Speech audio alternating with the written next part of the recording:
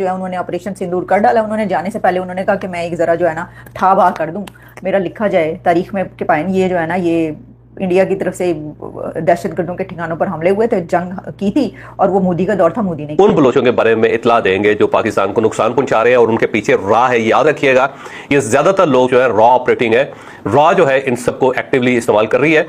और एक इंफॉर्मेशन जो इंडिया से मुझे आई थी वो भी आपके सामने रखना चाहता हूं कि रॉ ने जो पाक फौज के जवान या अफसर जिनकी शहादत होती है उनके लिए प्रॉपर एक इनाम रखा हुआ है कि कोई भी बीएलए का शख्स जो है वो अगर अफसर को शहीद करेगा या फिर एक जो एहलकार को शहीद करेगा या जवान को शहीद करेगा तो उसको वो इनाम देते हैं। और ये इनाम 1 करोड़ रुपए तक है, यानी कि अगर पाकिस्तानी सोल्जर शहीद होता है और जिसने वो शहीद किया होता है उसको 1 करोड़ रुपए तक इनाम मिल जाता है। और ये इनाम जो है वाया अफगानिस्तान मिलता है।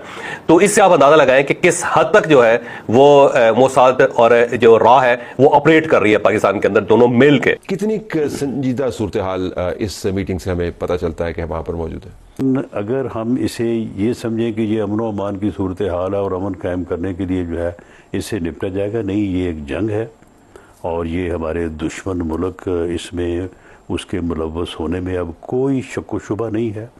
और अफ़गानिस्तान उसमें शामिल है, इंडिया उसमें जो है वो शामिल है, और ये एक जंग है, इसको जंग समझ के लड़ा जाना चाहिए और ये समझा जाना चाहिए और इसके ऊपर पूरी वाज़ेह, इसके ऊपर क्लैरिटी होनी चाहिए कि ये जो है ये एक दुश्मन मुल्क की तरफ से ये पाकिस्तान उसकी बात करें। और सेकेंडली एक और बात कि ये तो नहीं था, पाकिस्तान की तरफ से भी तो इतने तैयारे गिराए, इतने जो हैं वो ये वाले गिरा दिए, इतने 14 गिरा दिए, 6 गिरा दिए, 7 गिरा दिए, वो भी तो चलता रहता है। वो भी तो आप हर जगह पे ये वाली बात करते हैं। तो वो ये अलग बात है कि जो मोदी की बात सुनने वाले हैं वो हजारों लाखों में हैं। तो ये हो रहा है जी। अच्छा, अब एक तरफ तो हमने आपको बता दिया कि ये हो रहा है, दूसरी तरफ अब मैं आपको बताती हूँ पाकिस्तान के अंदर क्या हो रहा है। अब मैंने आपको मेरे प्रीवियस शोज उठाकर देखें तो उसके अंदर आपने देखा होगा कि मैंने बलोचिस्तान में जो कुछ हो रहा है उसके ऊपर बात की है, क्योंकि भी बड़ा ज़रूरी है। BLA ने जो है ना वो अत चुकी हुई है पाकिस्तान के अंदर। बलोचिस्तान कोयटा को जो आग खून का खेल इस वक्त हो रहा है, वहाँ पर 250 दहशतगर्दों ने मिलकर जो हमला किया था 250, वो मैंने आपको कल या परसों के प्रोग्राम में आपको बताया था कि कैसे उन्होंने। अब BLA ने एक बैंक को आग लगा दी।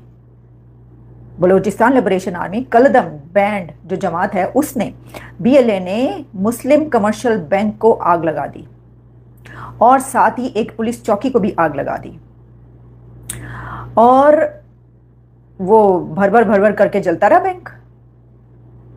और दूसरी तरफ इससे पहले जो 250 दहशतगर्दों ने हमला किया था उसमें कितने, मुझे तो लगता है सैकड़ों पुलिस वाले मारे गए हैं। 41 तो 20 तो 40 बढ़ते ही चले जा रहे हैं। और उसमें एक जो सिपाही, एक पुलिस वाला था, उसका कोई आखिरी जो उसने लिखा, क्योंकि ये तो 5 घंटे तक गहरी लड़ाई होती रही, तो उसने देखें ये बड़ी एक पाकिस्तान के ऊपर हमला है, पाकिस्तान के शहर इसमें मौजूद हैं।